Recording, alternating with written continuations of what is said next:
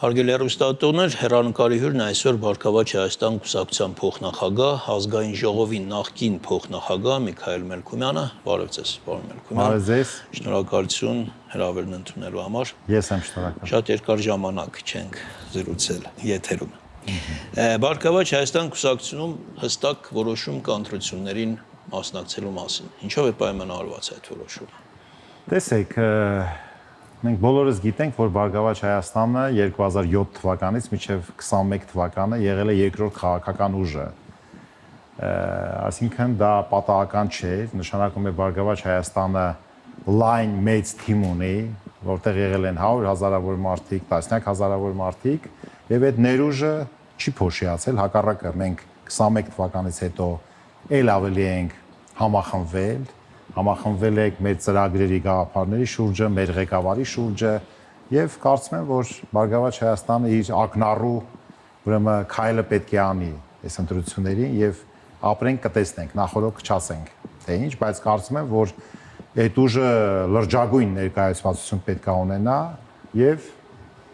արժանի է որ ունենա, որովհետեւ այդտեղ մարդիկ կան, որոնք լուրջ փորձառություն ունեն, դու գիտեք, որ մեզ են միացել նաեւ քաղաքական ուժեր, հա, եւ այդ քաղաքական ուժերը միանալով ամենատարբեր ուժեր, ուրեմն ավելի այսպես կոնսոլիդացիոն գործոնը, համախմբող գործոնը Բարգավաճ Հայաստանի ել ավելի է մեծացել, եւ մենք կարծում ենք անպայման մենք հաջողություն ենք ունենալու։ Հիշեցնեք, որ ուժերն են միացել։ Ուրեմն միացել են Մայր Հայաստան կուսակցությունը, Անդրանիկ Թևանյանի ղեկավարությամբ, Դեմոկրատական այլընտրանք կուսակցությունը Սուրեն Սուրենյացի ղեկավարությամբ, ծրագրին Առաջարկ Հայաստանի ծրագրին միացել է Հայաստանի դեմոկրատական կուսակցությունը Արամ Սարգսյանի ղեկավարությամբ, միացել են դիվանագետներ, միացել են տնտեսագետներ, նոր պրոյեկտ տնտեսական ալիքը, միացել են համահայկական դաշինքը, կամուրջ հասարակական կազմակերպություն, այսինքն այդ շարքը շատ երկար է, ես ամեն ինչ չասեմ, բայց արդեն դուք տեսնում եք, թե ովքեր են միացել։ Ես հեռուստատողներին ասեմ, որ չշփոթեն Դեմկուսի Արամ Սարգսյանին, Հանրապետություն կուսակցության Արամ Սարգսյանի հետ։ Արամ Գասպարի Սարգսյան, այո։ Հասկանալի է։ Եւ կարծում եմ, այսպես նախնական արդեն հացուցակները կազմված են, ովքեր են ընդգրկված այն առաջի տեղերում հայտնի ԲՀԿ-ականներից։ Տեսեք, եկեք անվանական ես չասեմ ամեն ինչ հրապարակվել է, բայց այստեղ կան ուրեմն Լուիզա Սարգսյանը, որը նախկինում падգամավոր է եղել, ուրեմն այստեղ մենք ունենք Արմեն Մանուկյանին, ունենք Մետաքսե Բաբայանը Աբովյանից, կան նոր դեմքեր, այստեղ մեր բոլոր գործընկերները ամբողջ ցուցակը չներկայացնեմ, Մարտուն Գրիգորյանն է, որ էլի նախկինում ուրեմն մեր խմբակցությունից է եղել, Էլինար Վարդանյանն է, տարբեր մարդիկ, մենք կանք այդ ցուցակում, այնպես որ բոլորին ուրեմն չասեմ այսպես։ Դուք նշեցիք, որ շատ երկար ժամանակ 2007-ից մինչև 21 թվականը ԲՀԿ-ն եղել է երկրորդ քաղաքական ուժը։ Ինչու ԲՀԿ-ն 2021 թվականին չկարողացավ տեղ գրավել խորհրդարանում։ Ես հիշում եմ ընդամենը 50,000 այդ սահմաններում էին ձայները, որը բավարար չէր խորհրդարանում ներկայացված լինելու համար։ Տեսեք, ուրեմն ես անկես լինելու համար պետք է ասեմ, որ դուք հիշում եք, որ դա արտահերթ ընտրություն է։ Այո։ Եւ Բարգավաճ Հայաստանը եւ Լուսավոր Հայաստան կուսակցությունը հետ պատերազմական փուլում դուք հիշում եք, որ երկիրը ստրեսի մեջ էր, որտեվ պարտություն, բարդ իրավիճակ եւ բավականին այսպես շարժումներ փողոցային չէ, մարդիկ շատ այսպիսի վիճակում են եւ երկրին պետք է փոփոխություն։ Այդ պարագայում մենք եւ մեր ղեկավարը շատ ազնիվ գտնվեցինք, այսինքն մենք կարող ենք որևէ կերպ ոչ էլ համաձայնվել գնալ արտահերթ ընտրության եւ մեր մանդատները պահպանել մինչեւ 23 թվականի կեսերը, բայց մենք գնացինք շատ ճիշտ արդար, ես հիմա էլ կարծում եմ, որ շատ ճիշտ արդարամիտ որոշում է կայացվել, որ մենք պետք է մեր ժողովրդին շանս տայինք ինքը իր ընտրությունը կատարեր։ Եվ այդտեղ կարևոր չէ, մենք մանդատացավով չենք տառապում։ Բայց ամենայն դեպս մասնակցեցիք։ Այո, ձայն քիչ։ Այո, դե մասնակցեցինք, գիտեք ինչ, հիմա բոլոր այս բազմածալ կելևեջների մեջ ես չմտնեմ, դաշտը երևի դարձել էր սև ու սպիտակ։ Այդ սև ու սպիտակ դաշտի մեջ այսպես բալանսավորված պատկեր մենք չէինք ստանալու ցավոք սրտի։ Եղավ այն ինչ եղավ, բայց հիմա մենք պետք է առաջ նայենք։ Եկել ենք եւ հիմա արդեն ես կարծում եմ այդ պաուզայի էֆեկտ կա։ Բայց կարծում եմ, որ սպասումները առաջ նայելու համար պետք է նաեւ հնի վրա ինչ-որ դատողություններ։ Սպասումները բավականին առաջացել են։ Ես ամբողջ աշնանը 3-4 ամիս ուրեմն իմ գործընկերների հետ, մասնագետների հետ եղա մարզերում, գյուղերում, շփվեցի, բավականին մեծ սպասում է առաջացել Բարգավաճ Հայաստանի նկատմամբ, Գագիկ Ծառուկյանի նկատմամբ, գիտեք, մեր տեսակը, մեր գործունեությունը ես ինքս չպետքա որ գնահատական տամ, բայց ես պետքա մի բան ասեմ, որ չեմ ուզում որևէ մեկի բոստանակար նետեմ, հետեւյալը պետքա ասեմ։ Մեզ հաջողվել է նախկին փուլերում բավականին լուրջ օրենքներ անցկացնել պարլամենտում։ Մեզ հաջողվել է բավականին կուրթիմ ձևավորել, բավականին հարցադրումներ տանել առաջ, այդ թվում քաղաքական բնույթի, տնտեսական բնույթի հարցերով։ Ես էի զբաղվում, եւ դա ստացվում է չթվարկեմ, թե ինչ օրենքներ ենք անցկացրել, եւ ես բազմիցս ասել եմ, որ եթե պարլամենտում ընդդիմությունը որևէ օրենք չի կարողանում անցկացնել, ինքը այնտեղ անելիք չունի։ Դու պետքա կարողանաս, դա ընտրողը չի նայում, ընդդիմություն ես, դիմություն ես, միանգամից օրինակ ես ասել եմ 100 օրենք տար, այդ թվում ժողովրդի համար, թող 100-ից 5-ը, 6-ը, 7-ը ընդունվի, չեն կարող բոլորը մերժեն։ Սա այն ծրագիրն է, օրինակ ես այդպես կանեի եւ այդպես էլ անում էինք։ Պարոն Մելքումյան, տեսեք, իսկ 18 թվականին դուք շատ ավելի ձայներ ունեիք, 103,000 մոտավորապես, որը կրկնակի ավելին էր, քան 21։ Հիմա 18-ից հետո եղավ 21-ը, գոնե այդ ժամանակահատվածում ձայների անկում եղավ։ Հիմա ուզում եմ հարցնել, արդյոք այս 5 տարիների, չգիտեմ, քաղաքական պասիվությունը, թե քաղաքական դադարը չի ազդի ձեր ընտրազանգվածի վրա։ Չէ, հակառակը, նախ այդպես պասիվ դադար չի եղել, մենք աշխատել ենք մեր կառույցների հետ միասին, տեսեք։ Դե ամենայն դեպս իշխանական օղակներում չեք եղել ազգային ժողովում, չեք եղել, ես դա նկատի ունեմ։ Չէ, Բարգավաճ Հայաստանը ունի ցանցային կառույցներ բոլոր շրջաններում, բոլոր տարածաշրջաններում, եւ մենք մեր ուրեմն կուսակիցների հետ, մարդկանց հետ մշտապես աշխատել ենք, մշտապես ծրագրեր ենք իրականացրել եւ մենք պատահական չենք գնում։ Ասենք եթե ձեզ թվում է թե մենք գնում ենք հիմա այսպես անհայտ մի ուղղությամբ, անհայտ օվկիանոս, դա այդպես չի։ Ամեն ինչ ճիշտ հաշվարկված է։ Հիմա պետք է այդ քարոզարշավի ճիշտ ուրեմն քաղաքականություն իրականացնենք եւ ամեն ինչ լավ կլինի։ Հիմա բայց նայենք առաջ, տեսնենք նայենք առաջ, տեսեք, ձեզ շատ հաճախ հատկապես իշխանական դաշտի ներկայացուցիչները շահկապում են Հայաստան դաշինքի, այդ դաշինքում ընդգրկված քաղաքական ուժերի եւ ուժեղ Հայաստանի հետ եւ վարչապետը նաեւ ձեզ բոլորիդ միասին անվանում է պատերազմի եռագլուխ կուսակցություն։ Տեսեք, բնականա որ իշխանությունը միշտ ձգտելու է իր հիմնական ընդդիմադիր օպոնենտների նկատմամբ որոշակի տեխնոլոգիա կիրառի, որոշակի գնահատականներ տա եւ նորից դաշտը բերի սև ու սպիտակի, հա, այսպես եւ այդ ինչ որ ասվում է դա էլ որոշակի Սև ու սպիտակի տրամաբանության մեջ ընդդիմությունները նույն կերպ է նույնականացնելու բոլոր ուժերին ընդդիմադիր։ Տեսեք, կան կարծիքներ, որ ինչի չեն բոլոր ընդդիմադիրները միասնական ցուցակով կամ ամենամիասնական ձևով գնում, դա հնարավոր չի ներկա պայմաններում Հայաստանում, որտեղ կան տարբեր մոտեցումներ, տարբեր ծրագրեր, տարբեր կենսագրություն, տարբեր ոճեր, այդպես արհեստական միավորումը ամբողջական ինչ որ X պայի միգուցե լինի, բայց այս փուլում օբյեկտիվ նախադրյալներ չկան։ Բայց մենք պետք է նայենք, որ մեր ծրագիրը իրականացնենք։ Տեսեք, անկեղծ դուք հետարքիր բան ասեցիք, այնպես է ստացվել, որ վերջի տարիներին քաղաքական օրակարգը մշտական ձևավորել է իշխանությունը։ Բայց հիմա ես չեմ ուզում որևէ բանի գնահատական մենք տանք, թե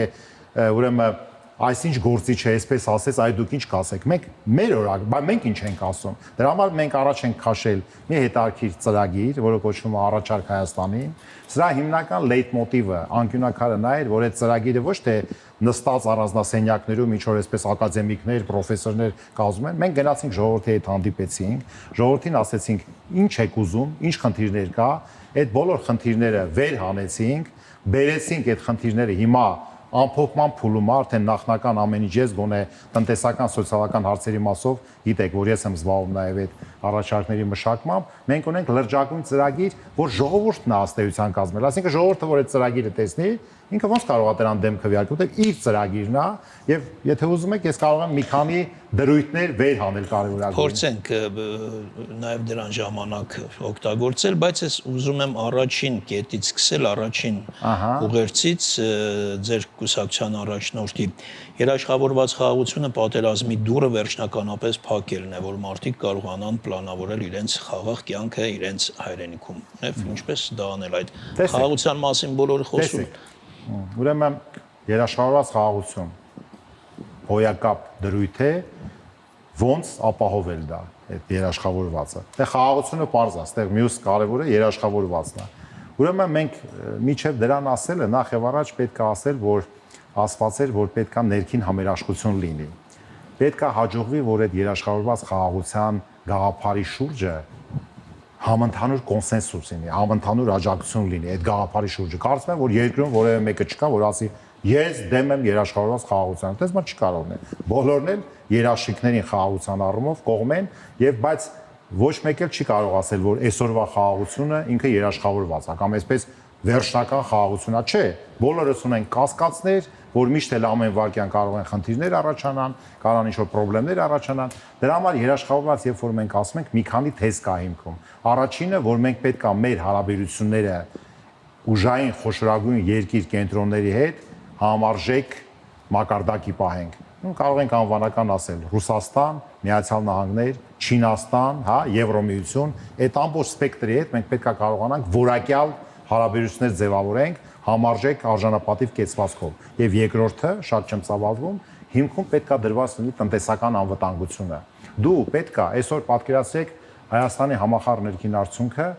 28-29 միլիարդ դոլար է։ Իսկ եթե ասենք այդ համախառն ներքին արդյունքը լիներ 80 կամ 100 միլիարդ դոլար, բանկ փոխվեր, թե դա որևէ կապ չունի։ Իհարկե շատ բանկ փոխվեր։ Հիմա բայց այս տարիների օրակարգում իշխանության եղել է, որ այդ թռիչքաձև զարգացումը լինի։ Իմ կարծիքով չէ։ Բայց ամենայն դեպս ձեր նշած այդ կետերը ոնց որ թե տեղավորվում են կառավարության դիվերսիֆիկացման այդ ծրագրի Կարևոր չի դա դիվերսիֆիկացումը թե ինչ։ Չէ, որ ասում եք եւ Ռուսաստանի, եւ Չինաստանի, եւ լինի, բայց քիլը այդ հարաբերությունների որակի մեջ է։ Դու այն որ ասում հալվա ասելով բերանը չի քաղցրան։ Ինքը պետքա փաստացի այդ հարաբերությունները ձևակերպված լինի եւ ամբողջ ժողովրդին վստահություն ներշնչի։ Իսկ հիմա մենք ինչ ունենք։ Մենք ունենք արևոտ թե ԵԱՏՄ, ԵՄ թե ԵԱՏՄ, այդ դիսկուրսը կա, չէ։ Օրինակ հիմա մի քիչ միգուցե շատ չենք շեղվում Ռուսաստանի Դաշնության նախագահը ինչ ասեց գազի գնի մասին, օրինակ եմ բերում, ասեց 1000 խորհրդ մետրը $177, չէ։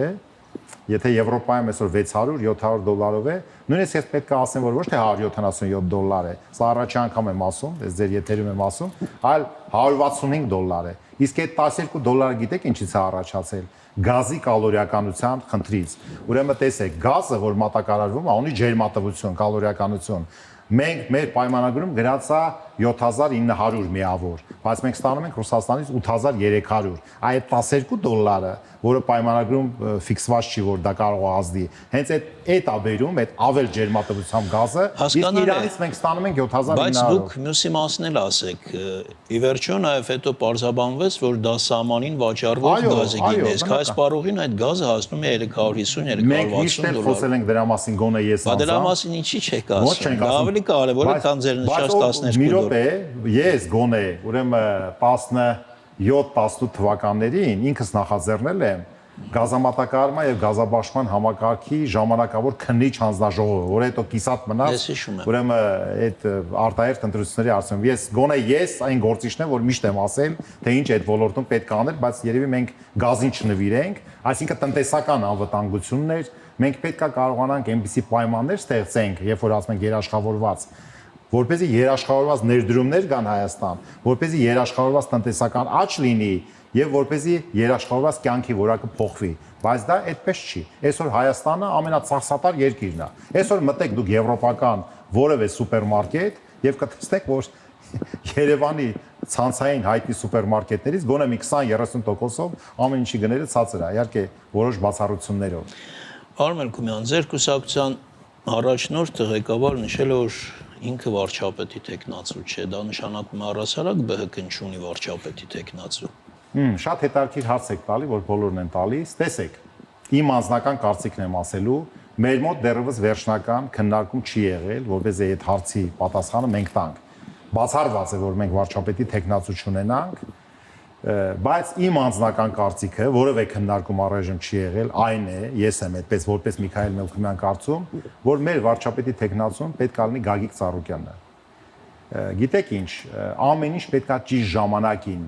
հրամցնել եւ ընտրողին եւ ճիշտ ծրագիր իրականացնել։ Հիմա մենք ընտրել ենք այդպիսի մի ծրագիր, որ այդ թեզը, որը իրավական պահանջ չի, տենց իրավական պահանջ չկա, թե որպեսզի անպայման հայտարենք, բայց ես կարծում եմ ճիշտ ժամանակին անպայման կլինի եւ առանց քննարկելու միայն զուտ իմ անձնական կարծիք ասում եմ, որ դա պետք է լինի Գագիկ Ծառուկյանը, որը իր փորձով, իր ապրածով, իր քաղաքական գործունեությամբ անպայման արժանի է, որպեսզի ինքը լինի այն ինչ որ դուք ասում եք վարչապետի տեխնացու։ Պարոն Մելքումյան, տեսեք, այդ խոսքը, որ Գագիկ Ծառուկյանը ասել է, որ ինքը վարչապետի տեխնացու չէ, մղում է դեպի այն միտքը, որ շատ մեծ հավակնություններ չունի ԲՀԿ-ն այս ընտրություններում եւ առավելագույն հավակնությունը կարող է լինել այն, որ հայտնվի խորհրդարանում։ Եվ այդ դեպքում կոալիցիա կազմի այն մյուս ուժերի հետ, ну, այսպես ասենք, ընդդիմադիր մյուս ուժերի հետ։ Լավ հասկացա ինչ որ դուք ասում եք, հարգարժան Արտակ, ես այդ կարծիքին չեմ։ Դրամաբանական դատողություն է։ Ոչ, ես այդ կարծիքին չեմ։ Մենք գնում ենք ընտրությունների եւ ունենալու ենք անպայման հաջողություն։ Եկեք այս փուլում հաջողության գաղտնիքը շատ չբացեմ։ Տեսեք, ուրեմն հիմա ընդունենք ես որ համարում եմ գտնվում Բարգավաճ Հայաստանի ցուցակում։ Ընդունենք 13-րդ համարում եմ, չէ՞։ Ասենք հիմա ես պատահական մարդ չեմ, չէ՞, նաև այդ ամբողջ Բարգավաճի հիմնադիր եմ, Բարգավաճի փոխնախագահ եմ։ Նշանակում է մենք հավատում ենք, որ ստանալու ենք պատկառելի ձայներ եւ բոլորս հայտնվելու ենք խորհրդարանում, որը ինքնանպատակ չի կոնկրետ անձնավորված, բայց արդեն մեր տեղն ու դերը, մենակ ես չեմ, իմ մյուս գործընկերները ցույց են տալիս, որ մենք գնում ենք լավ եւ մեծ հաջողություն ունենալու։ Այնպես որ տեսեք մենք մեր օրինակով այդ ամբողջ պատկերը տալիս ենք։ Այդ հաջողության տարբերակներից մեկն է կարող է լինել հա հենց այդ միավորումը։ Գիտեք ինչ, տեսեք, եկեք առաջ չանցնենք, ուրեմն քաղաքականությունը եւ քաղաքական գործընթացների այսպես առանձնահատկությունը նրանում է կայանում, որ այն ինչ որ պետք է լինի, եթե հիմա մենք դրա մասին ասենք, նշանակում է հավանական է որ դա չի լինի։ Նշանակում է հիմա պետք է նենց պահես գիծը, տեխնոլոգիան, քարոզարշավի եւ քո ապագա քայլերի, որ ինքը ճիշտ հասունանա եւ ճիշտ ժամանակին ճիշտ արդյունք տա։ Իսկ եթե նախորոք ամեն ինչ մենք ասենք, թե ինչ է լինելու, նշանակում է դա լինելու հավանականությունը շատ ցածր է լինելու։ Եվ պարոն Մելքումյան, դարձյալ իմ հարց կտամ, կասեք շատ են այդ մասին հարցնում։ Վերջերս էլ հարցազրույցներից մեկի ժամանակ հարցրել են Գագիկ Ծառուկյանին, թե ինչու է նա Լուկաշենկոին համարում, հա, իր մտերիմ ընկերը, ասել է ոչ միայն իմ ընկերը, նաև Հայաստանի ընկերն է, բայց հասարակության գոնե մի մեծ մասի մոտ հակառակ տպավորությունն է, որ Լուկաշենկոն ոչ թե Հայաստանի ընկերն է, այլ Ադրբեջանի ընկերն է։ Տեսեք, ուրեմն նախ եւ առաջ եկեք երկու բան տարբերակենք՝ ընկերություն եւ քաղաքականություն։ Ես դու գիտեք, որ Գագիկ Ծառուկյանը պետականամետ անձնավորություն է, պետություն սիրող, թե չէ իրան պետք է չերնել քաղաքականությամբ զբաղվել, ասինքն դա անում է հանուն պետության ապագայի։ Նրանց հարաբերությունների եկեք ելևեջների մեջ ես շատ չմտնեմ, բայց գիտենք, որ նրանք մտերիմ ընկերներ են, եւ եթե կուշադիր դուք նայեք այս ամբողջ դինամիկային Լուկաշենկոյի արած հայտարարությունների, այդ թվում է վերջերս անմիջապես կապված հապկի հետ եւ այլն, դուք կտեսնեք, որ ինքը բարձա Լուկաշենկոն պետք է լինի ինքը Բելարուսիայի շահերը սպասարկողը, բայց դուք կտեսնեք, որ Հայաստանի նկատմամբ որևէ բան ուշադիր խնդրում եմ նայեք, այսպես որևէ քար շպրտել Հայաստանի բոստանը չի եղել եւ երկրորդ Հայաստանյան հասարակությունը ուշադիր չի նայել, լավ չի հասկացել Լուկաշենկոն։ Ես ասում եմ նայեք այս վերջի փուլերի ամեն ինչը եւ ամբողջության մեջ նայեք, պետք չի մի հատ դրվագ վերցնել, տվյալ պահի։ Կարող է Հայաստանի կողմից էլ մի բան եղել, ինքը ինչ որ ուղակի, բայց պետք է ամբողջության մեջ նայել, ես որևէ մեկի փաստաբանը չեմ։ Այդ նույնն է, որ ես ասենք թե բավականին մտերիմ հարաբերություններ ունեմ, ասենք թե Լեոնիդ Կալաշնիկովի հետ, որը պետական դումայի եվրասիական եւ ուրեմն հայրենակիցների ու ԱՊՀ երկրների կոմիտեի նախագահն է եւ նրա տեղակալների հետ, անուններով բոլորին չնշեմ, եւ ասենք որ Կալաշնիկովն էլ ինչ որ արտահայտություններ արել, ուրեմն ասենք որ դա հակահայ է, չէ, ոչ, ամեն ինչ մարդկային, կոնկրետ դաշտում է, բայց ամեն երկրի գործիչ պետք է իմանանք, որ սպասարկում է իր երկրի շահերը առաջերտին, բայց պետք է այնպեսի մենք քաղաքականություն վարենք, եւ ես համոզված եմ, որ Ծառուկյանը երբեք էլ ջանք ու երան չի խնայել, որպեսզի ձեր ասած ուրեմն Լուկաշենկոին ինքը ճիշտ մեր հայրենիքի ուրեմն շահերի ինչ որ տիրում լինի եւ չլինի հակառակ դաշտում։ Շնորհակալություն հետաքրքիր զրույցի համար, պարոն Մելքումյան, հաջողություններ եմ ցանկանում ձեզ եւ ձեր քաղաքական ուժին։ Այսքանը հարգելի մեր հյուրն էր Բարգավաճ Հայաստան կուսակցության փոխնախագահ, ազգային ժողովի նախկին փոխնախագահ Միքայել Մելքումյանը։